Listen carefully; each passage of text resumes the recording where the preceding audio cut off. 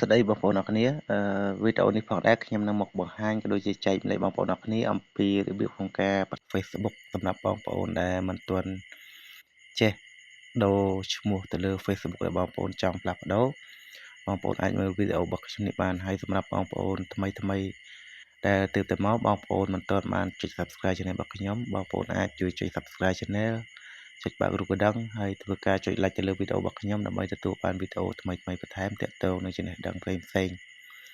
ចឹងកុំឲ្យខាតពេលវេលាយូរសម្រាប់បងប្អូនអរគ្នាដែលចង់ចេះអំពីរបៀបក្នុងការបដូរឈ្មោះ Facebook ខ្ញុំនឹងបង្ហាញបងប្អូនតាមរយៈវីដេអូមួយនេះ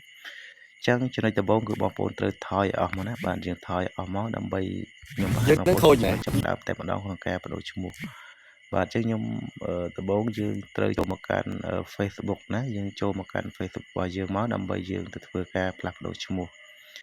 បាទចឹងខ្ញុំចូលមកកាន់ Facebook បងប្អូនចូលមកកាន់ Facebook ចឹងហើយគឺបងប្អូនតទៅទៀតគឺបងប្អូនត្រូវចូលមកកន្លែង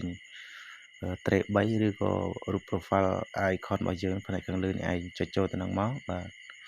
តទៅវានឹងបង្ហាញតម្រង់បែបនេះហើយបងប្អូនអាចចុចចូលកន្លែងរូបកងចែកនេះក៏បានឬក៏បងប្អូនអាចអូសមករកកន្លែងពាក្យថា setting and privacy នេះក៏បានណាបាទអញ្ចឹងខ្ញុំចុចចូលកន្លែង setting and privacy បាទតទៅទៀតបងប្អូនចុចលើកន្លែងពាក្យថា setting ដែលមានរូបក្បាលមនុស្សនេះឯងយើងចុចចូលកន្លែង setting ហ្នឹងមកបាទហើយបងប្អូនអាចធ្វើការចុចលើកន្លែងពាក្យថា meta កន្លែងមានពាក្យថា meta account center ឬក៏បងប្អូនអាចចុចយកកន្លែងពាក្យថានេះពាក្យថា see more in account center ចូលបងប្អូនចុចចូលទៅនឹងមកបាទហើយបន្តទៅទៀតវានឹងបង្ហាញកន្លែងរូប profile ណាអូខេរូប profile របស់យើងតែដោយសារតែខ្ញុំភ្ជាប់ជាមួយនឹង account 2អញ្ចឹងវាបង្ហាញ2នឹងឯងអញ្ចឹងខ្ញុំបដោតទៅលើការបដូរទៅលើឈ្មោះ account Facebook ណាមិនមែនជា page ទេគឺជា account ចុចចូលទៅនឹងមកកន្លែង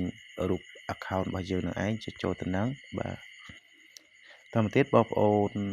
យកកន្លែងនេះណាពាក្យថាខេឈ្មោះហើយនឹងឈ្មោះរបស់ Facebook របស់យើងហើយនឹងឈ្មោះពាក្យថា Facebook នេះឯងខ្ញុំបងប្អូនចុចចូលទៅនឹងមកបាទវានឹងបង្ហាញឈ្មោះជាមួយនឹងរូប profile របស់យើងណាអញ្ចឹងឈ្មោះរបស់ខ្ញុំគឺឈឹមផោះណាខ្ញុំតែអញ្ចឹងតាមទៀតយើងចុចកន្លែងពាក្យថា name ឬក៏ឈ្មោះនេះឯងបាទខាងលើហ្នឹងបាទហើយបងប្អូនធ្វើការផ្លាស់ប្ដូរអញ្ចឹងខ្ញុំបញ្ជាក់ថា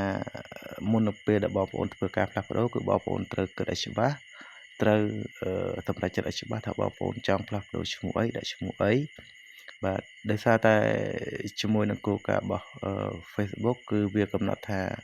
បន្ទាប់ពីការផ្លាស់ប្ដូររបស់យើងថ្ងៃនេះឬក៏ពេលវេលានេះបើសិនជាយើងចង់ផ្លាស់ប្ដូរទៀតលុះណាតែយើងរងចាំរហូតដល់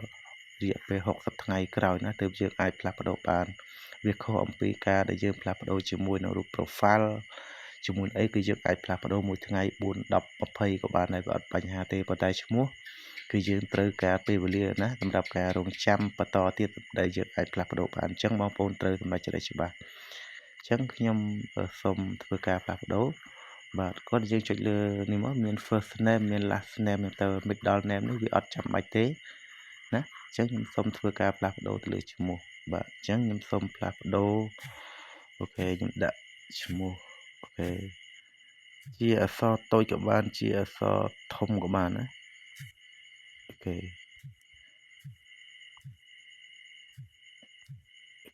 ដាក់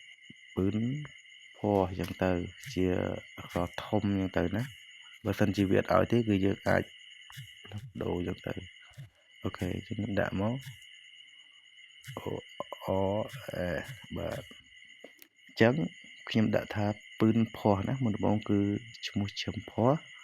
អូខេតទៅទៀតបងប្អូនថយបន្តិចហើយបងប្អូនចុចលើពាក្យថា review change ណាបាទចុចបន្ទាប់ពីយើងធ្វើការបំពេញឈ្មោះហើយបងប្អូនធ្វើការចុចលើពាក្យថា review change មកបាទអញ្ចឹងវានឹងបង្ហាញហើយប៉ុន្តែវាអត់លោតឲ្យជាអក្សរធំទេអញ្ចឹងវាទី1វាដាក់ថាពឿនផោះទី2វាដាក់ថាផោះពឿនតើបងប្អូនសម្រេចចិត្តថាយកមួយណាបើសិនជាបងប្អូនចង់យកពឿនផោះគឺយើងយកកន្លែងវាគ្រីសយ៉ាងហើយតែបើយើងនិយាយថាផោះពឿនអូខេគឺយើងអាច ចុច select គ្រីសខាងក្រោមឬក៏ចុច select ខាងក្រោមណាតែខ្ញុំសូមអត់ផ្លាស់ប្ដូរទេអូខេអញ្ចឹងបន្ទាប់ពីយើងផ្ទៀងផ្ទាត់ឬក៏យើងសម្រាប់ចិត្តជ្រើសរើសត្រឹមត្រូវហើយគឺបងប្អូនគ្រាន់តែចុចយកកន្លែងពាក្យថា save change នេះបាទអញ្ចឹងយើងធ្វើការចុច save ណាដើម្បីយើងហើយខ្ញុំបញ្ជាក់ទៀតគឺនេះវាបញ្ជាក់ថាបើសិនជាបងប្អូនចង់ផ្លាស់ប្ដូរបន្តទៀតគឺបងប្អូនត្រូវធ្វើការរងចាំរហូតដល់60ថ្ងៃក្រោយទៀតណាទើបយើងអាចផ្លាស់ប្ដូរបានបាទអញ្ចឹងយើងធ្វើការផ្លាស់ប្ដូររួចយើងថយមកបងប្អូនបាទអូខេអញ្ចឹងយើងថយមកថយអស់មកបាទអញ្ចឹងយើងចូលពិនិត្យមើលទៅនេះណាចូលពិនិត្យមើលកន្លែង profile របស់យើងអូខេតើវាផ្លាស់ប្ដូរហើយនៅអូខេអញ្ចឹងគឺវាផ្លាស់ប្ដូរឲ្យយើងបានដោយជោគជ័យណាបាទអញ្ចឹងបានន័យថាការផ្លាស់ប្ដូររបស់យើងគឺរួចរាល់ហើយមានតែប៉ុណ្្នឹងទេសម្រាប់វីដេអូនេះអរគុណសម្រាប់ការតាមដានទស្សនារបស់បងប្អូនសង្ឃឹមថាបងប្អូនអរគ្នាស្រឡាញ់ចូលចិត្តហើយក៏ដូចជាបានជាចំណេះដឹងអំពីវីដេអូនេះអរគុណបងប្អូនអរគ្នាជួបខ្ញុំវីដេអូបន្ទាប់ណាកុំភ្លេចជួយចុច Subscribe Channel របស់ខ្ញុំចុច Like ផងដើម្បីទទួលបានវីដេអូថ្មីៗបន្ថែមជាមួយនឹងចំណេះដឹងថ្មីៗបន្ថែមទៀតអរគុណបងប្អូនជម្រាបលាបាយបាយសុខសប្បាយ